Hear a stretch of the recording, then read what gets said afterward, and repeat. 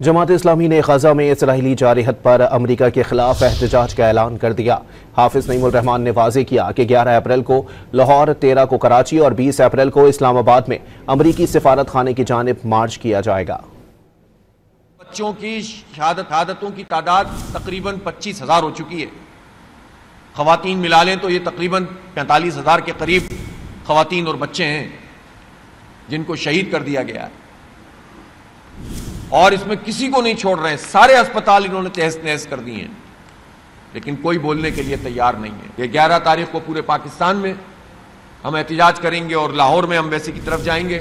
13 کو کراچی میں بہت بڑا مارچ ہوگا اور 20 اپریل کو اسلام آباد میں امریکی ایمبیسی کی طرف لاکھوں کی تعداد میں انشاءاللہ بچے، بوڑھے، جوان مارچ کریں گے اور پوری دنیا کو یہ پیغام دیں گے کہ پاکستان مردہ قوم نہیں ہے، زندہ قوم ہے۔ تم مردہ نہیں بنا سکتے اسے، اور فلسطین ہماری روح ہے، ہماری جان ہے، ہمارا ایمان ہے اور ہمارا عقیدہ ہے، اور ہم اس کے لیے بہت کچھ کرنا چاہتے ہیں۔